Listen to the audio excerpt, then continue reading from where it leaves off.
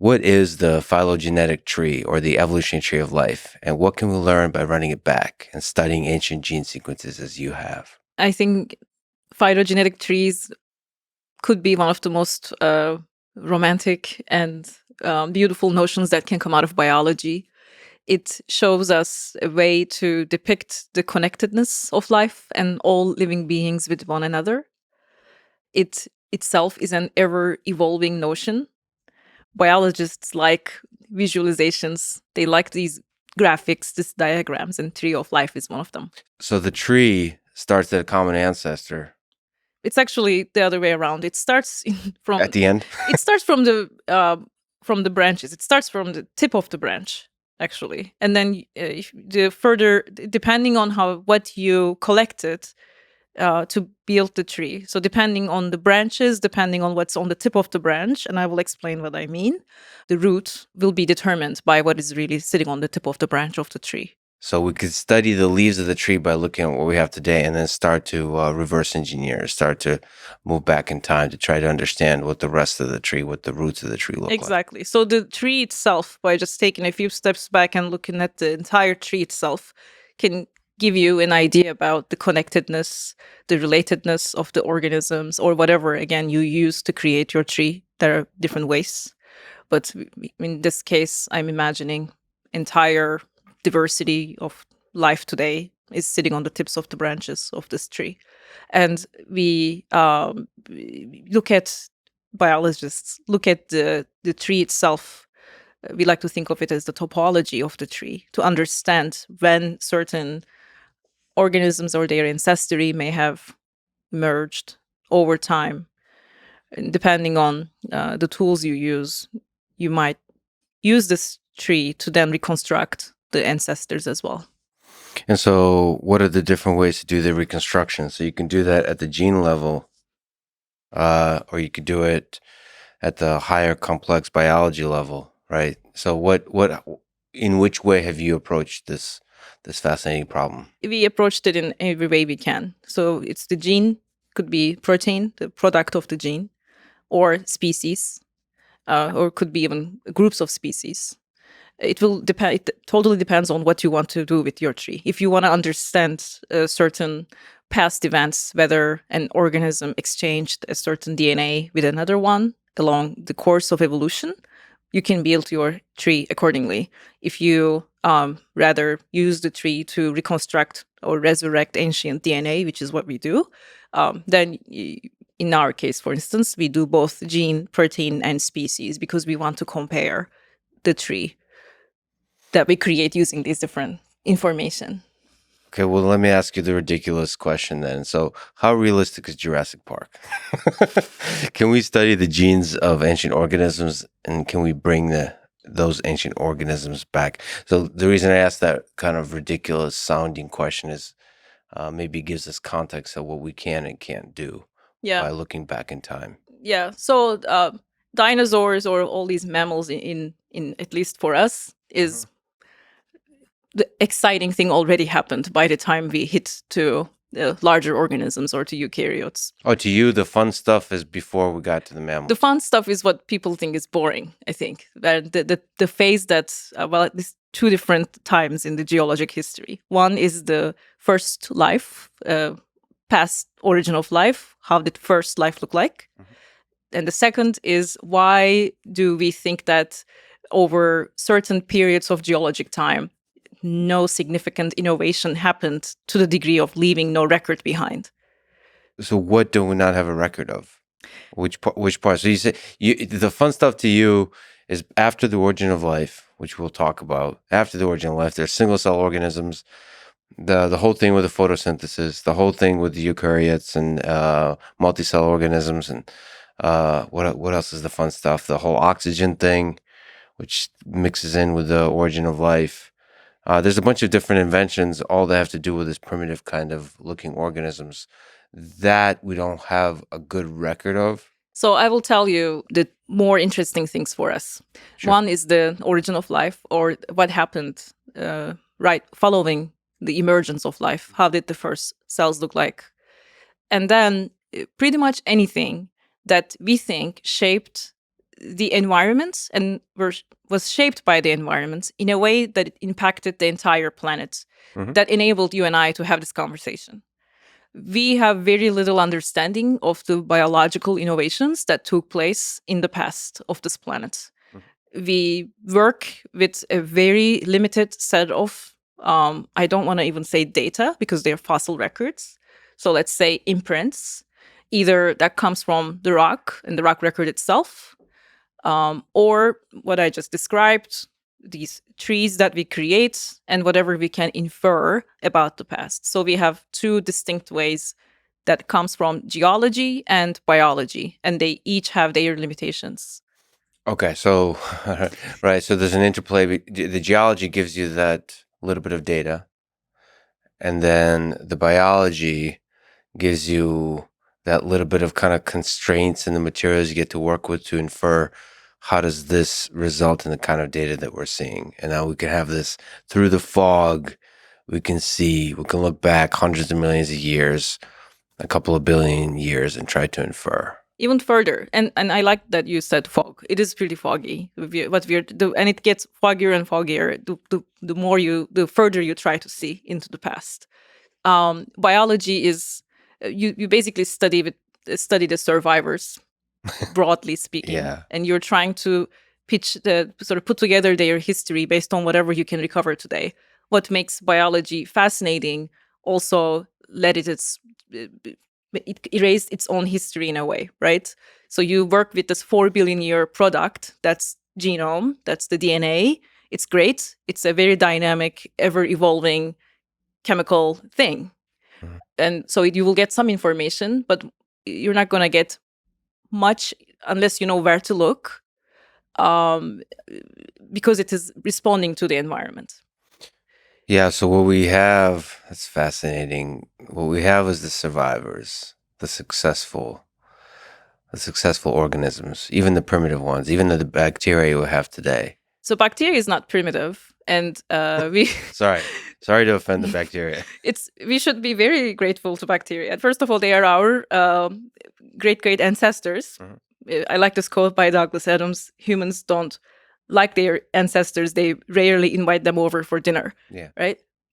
But bacteria is in your dinner. Bacteria is in your gut. Bacteria is helping you so we do along invite the way. them for dinner. We invite them. Well, they get themselves invited in a way. Yes. And so and they're definitely older, and definitely very sophisticated, very resilient than anything else. As someone working as a bacteriologist, I feel like I need to defend them in this case because they don't get much shout out when we think about life. So you do study bacteria. So which organisms gives you hints that are alive today that give you hints about what ancient organisms were like? Is it bacteria? Is it viruses?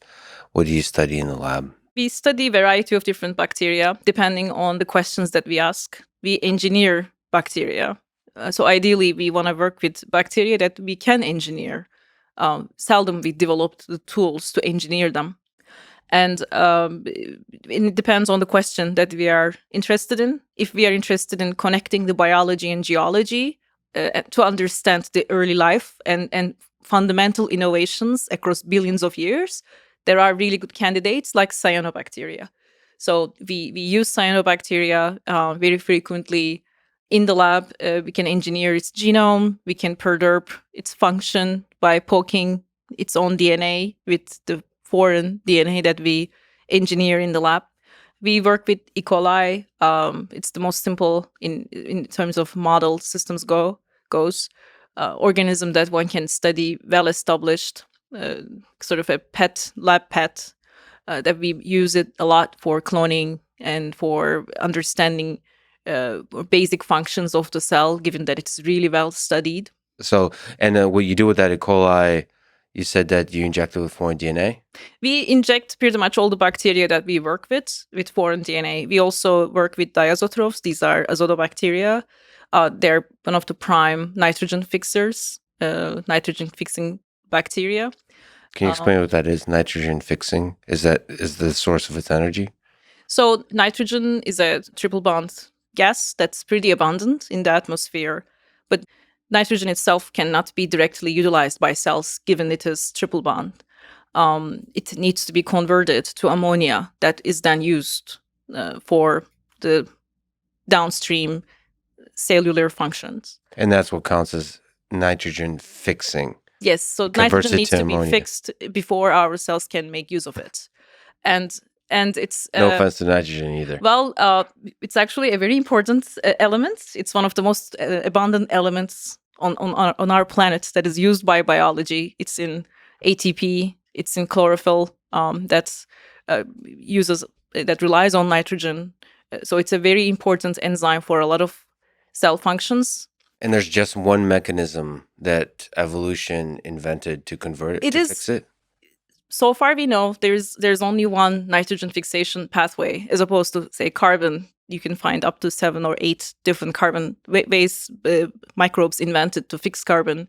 That's not the case for nitrogen. It's a singularity across geologic time. We think it evolved around 2.7, maybe roughly 3, probably less than 3 billion years ago. And that's the only way that nature invented to fix the nitrogen in the atmosphere for the subsequent use. Would we still have life as we know it today if we didn't invent that nitrogen fixing step? I cannot think of it. No, it's essential to life as we know. You and I are having this conversation because life found a way to fix nitrogen. Is that one of the tougher ones? If you put it sort of oxygen, nitrogen, carbon, what are, in terms of being able to work with these elements, what is the hardest thing? What is the most essential for life? Just to give context. Well, we think of this as the cocktail. You may hear what's in the cocktail? It's the schnapps, right? Carbon, hydrogen, oxygen, nitrogen, sulfur. So there are 5 elements that life relies on. We don't quite know whether that's the only out of many options that life necessarily needs to operate on, but that's just how it happened on our own planet. Mm-hmm. And there are many abiotic ways to fix nitrogen, and like lightning, right? Lightning can accumulate ammonia. Humans found a way about 100 years ago, I think around World War I, the Haber-Bosch process, that we can abiotically convert nitrogen into ammonia. Actually, 50% of the nitrogen in our bodies comes from the human conversion of nitrogen to ammonia. It's helped. It's the fertilizer that we use, urea, comes from that process. It's in our food. So we found a way to fix our own nitrogen for ourselves.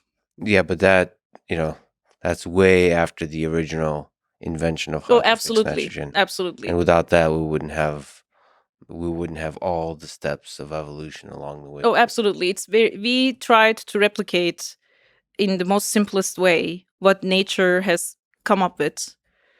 Right? We do this by taking nitrogen, using a lot of pressure, and then generating ammonia. Life does this in a more sophisticated way, relying on one single enzyme called nitrogenase. It's the nitrogen that is used together with 8 electron donor and ATP, together with a lot of hydrogen. Life pushes this metabolism down to create fixed nitrogen. It's quite remarkable. So the lab pet, E. coli, inject them with DNA. Those are so E. coli does nitrogen fixing in part, or was that a different one? So some biological engineers engineered E. coli to fix nitrogen, I believe, not us.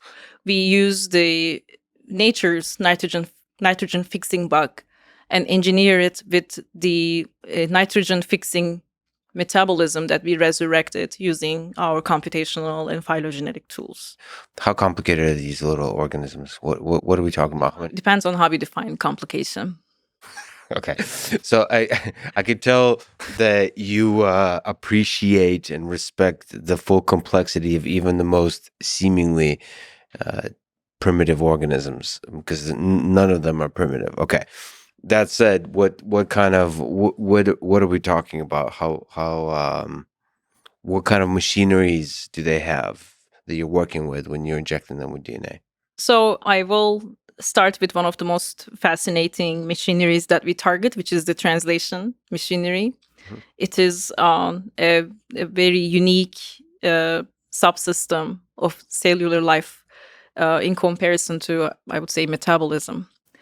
And we used to, when we are thinking about cellular life, we think of cell as the basic unit or the building block.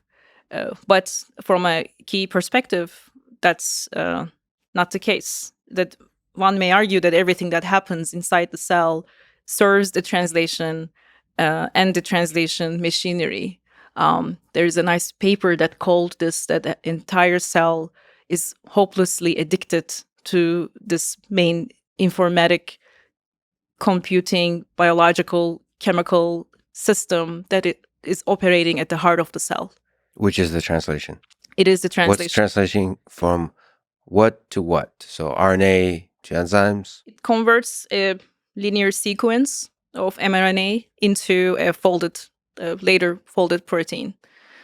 That's when that's the core processing center for information for life.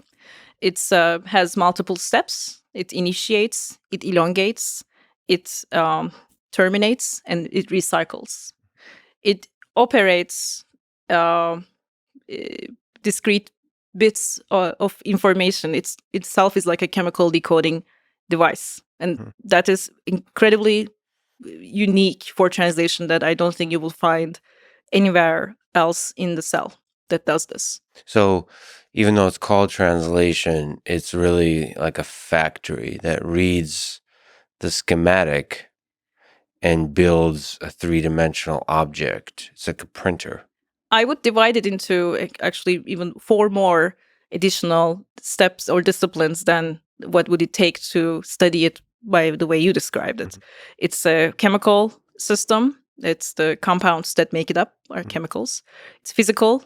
It tracks the energy to make its job, to do its job. It's informatic. What is processed are the bits. It's computational. The discrete states that the system is placed when the information is being processed, that's itself is computational. And it's biological. It's there's variability and inheritance that come from imperfect replication even and imperfect computation. So man, that's so good. So from the biology comes the, like when you mess up, the bugs are the features. That's the biology. Informatics is obvious in the RNA. That's a set of information there. The different steps along the way is actually kind of what the computer does with bits. Its own computation. Physical, there's I guess like almost like a mechanical process to the whole thing that requires energy, and actually, it's manipulating actual physical objects. And chemical is because ultimately it's all chemistry. Yeah, and it tracks this information. So it is almost a mini computer device inside our cells. Yeah. And that's the oldest computational device of life. It's likely the key operation system that had to evolve for life to emerge. It's more interesting, or it's more complicated in interesting ways than the computers we have today. I mean, everything you said, which is really, really nice. I mean, I guess our computers have the informatic and they have the computational, but they don't have the chemical, the physical, or the biology. Exactly. And the computers don't link information to function, right? They are not tightly coupled, nowhere close to what translation or the way translation does it. So that's the number one, I think, difference between the two. And yes, it's informatic, and we can discuss this further too. 100%. Let's please discuss this further. Which part are we discussing further? Each one of those are fascinating worlds. Each of the 5. Yeah. So we can start with the more, I guess, the ones that are more established, which is the chemical aspect of the translation machinery. It's the specific compounds make up the assembly of RNA. Chemists showed this in many different ways. We can rip apart the entire machinery. We know that at the core of it, there's an RNA that operates not only as an information system itself or information itself, but also as an enzyme. And origin of life chemists make these molecules easily now. We know we can manipulate RNA. We can make even with single pot chemistries. We can create compounds. What's a single pot chemistry? That's I would say when you add all the recipes that you know that will lead you to the final product. This is what all in origin one of life container. chemists do. Is they come up with this pot, they throw a bunch of chemicals in, and they try to they're basically chefs of a certain kind. I'm not sure if that's what they call it, but that's how I think of it, because it is all combined in a test tube, and you know the outcome, and it's very mathematical once you know the right environment and the right chemistry that needs to get into this container or this pot. You know what the outcome is. There's no luck there anymore. It's a pretty rigid, established input-output system, and it's all chemistry. So you actually wear a lot of hats. Is one of them origin of life chemist? My PhD is in chemistry, but I don't do origin of life chemistry. But you're interested in origin of life. Yes, absolutely. So some of your best friends are origin of life chemists. Just make sure that you have good chemist friends if you're interested in origin of life. Yeah. That's 100% requirement. It should be mandatory. Okay, so chemistry. So what else about this machinery that we need to know chemically? Well, chemically, I think that's it. You have enzymes, you have proteins. The enzymes are doing their thing. They know how to chew energy using ATP or GTP. They know what to do in their own way. They do their enzymatic thing. So it's not just the ribosome that is at the heart of the translation, but there are a lot of different proteins. You're looking about 100 different components that compose this machinery. Well, let me ask kind of, maybe it's a ridiculous question, but did the chemistry make this machine, or did the machine use chemistry to achieve a purpose? So like, I guess there's a lot of different chemical possibilities on Earth. Is this translation machinery just like picking and choosing different chemical reactions that it can use to achieve a purpose? Or did the chemistry basically, like, there's like a momentum, like a constraint to the thing that can only build a certain kind of machinery? That's basically, is chemistry fundamental, or is it just emergent? Like, how important is chemistry to this whole process? I guess. You cannot have life without chemistry. You cannot have any cellular process without chemistry. What makes life interesting is that even if the chemistry is imperfect, even if there are accidents along the way, if something binds to another chemical in a way it shouldn't, there is resilience within the system that it can maybe not necessarily repair itself, but it moves on. However imperfect, mistakes can be handled. That's where the biology comes That's where the biology comes in. But in terms of chemistry, you absolutely cannot have a translation machinery without chemistry. And so you're, as I said, there are 4 main steps. These are the core steps that are conserved in all translation machinery. And I should say, all life has this machine, right? Every cell, everything. On Earth. On Earth. Yeah. Yes. When you think of this machine, do you think very specifically about the kind of machinery that we're talking about, or do you think more philosophically, a machine that converts information into function?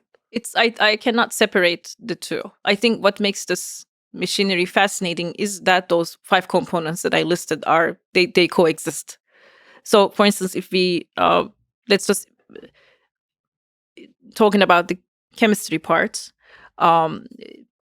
we know the certain rate constant. All these proteins that operate in this machinery needs to harbor in order to get the mechanism going, right? If you are bringing the information to the translation machinery and you are the initiator of this computation system, you need to have you can only afford a certain range of mistakes. If you're too fast, then the next message cannot be delivered fast. If you're too slow, then you may stall the process. So there is definitely a chemistry constant going on within the machinery. Again, it's not perfect, far from it, but they all have their own margin of error that they can tolerate versus they cannot. Otherwise, they collapse. The system collapses. So it's like a jazz ensemble, the notes of the chemistry, but you can be I a like little that you said offbeat. jazz. It's definitely true. It's a party, and it's like everybody's invited, and they need to operate together, right? And they and what's really cool about it, I think, or there are many things that are very interesting about this thing. But if you remove it from the cell and put it in a cell-free environment, it works just fine, right? So you can get cell-free translation systems. Put this translation in a test tube, and it is doing its thing. It doesn't need the rest of the cell to translate information. Of course, you need to feed the information, at least so far. But because we are far from evolving a translation, maybe not so far, evolving a translation in the lab or a machinery that can process information as it generates it. We have not done that yet. It's a pretty complicated machinery, so it's hard for those origin of life chemists to find a pot that generates. Because it's far more than chemistry. You need biology, obviously. You need biochemistry. You need to think as a network systems folk. You need to think about computation. You need to think about information, and that is not happening yet. Except we are trying to bring this perspective. But the more you understand how information systems work, you cannot, once you see it, you cannot unsee it. It's one of those things. So, but you can still rip it out, and the chemistry happens. Yes, and chemistry can happen even with even if you strip some of the parts out. It can you can get very minimal level of information processing that does not look anything like the translation that cells relies on, but chemists showed from linear. You can generate information that arrives to a processing center in the form of a linear polymer. But the informatic part of this system that I think sets it apart from computation and from metabolism comes in if you think about the information itself, right? So we have 4 nucleotide letters that compose DNA, and they are processed in the translation in triplets. So you have in triplet codon fragments. So you have 4 times 4 times 4. So you have 64 possible states that can be encoded by 4 letters in 3 positions. Mm-hmm. All right. So it's so amazing. Yeah. It's so amazing. There is only one code that says start. That there's only one. And then there's 2, if not 3, that says stop. So that's what you work with. But you can have 64 possible states, but life only uses 20 amino acids. So life uses 64 possible states minus 4 of the starts and stops to code for 20 amino acids in different combinations. That is really amazing. If you think about there are 500 different amino acids life can choose, right? It's narrowed it down to 20. We don't know why. A lot of people think about this. The genetic code is quite fascinating so far, in its own right. I mean, it didn't do it for 4 billion years. I don't know. We may wait for another 4 billion years, but you didn't have those amino acids in the very beginning, right? Like we don't know. So we would be fooling ourselves if we said we know exactly how many amino acids existed early on. But there's no reason to think that it wasn't the same or set. similar. Yeah, we don't have a good reason, but because roughly 20 out of 60 states are used, you're using 1/3 of your possible states in your information system. So this may seem like a waste, but informatically it's important because it is abundant and it is redundant, right? Yeah. So this code degeneracy, you see this that's implemented by this translation machinery inside the cell. So it means you can make errors, right? You can make errors, but the message will still get through. You can speak missing some letters, to the information can miss some parts, but the message will still get through. So that 2/3 of the not used states gives you that robustness and resilience within the system. So at the informatic level, there's room for error. There's probably room for error in all 5 categories that we're talking about. There's probably room for error in the computation. There's probably room for error in the physical. Yes, exactly. Everywhere there's room Yeah, for error. because this informatic capacity is made possible together with the other components, and not only that, but also the product yields a functional, in this case, enzyme or protein, right? So that's really amazing to me. It is. I mean, in my head, just so you know, because I'm a computer science AI person, the parallels between even like language models that encode language, or now they're able to encode basically any kind of thing, including images and actions, all in this kind of way. The parallel in terms of informatic and computation is just incredible.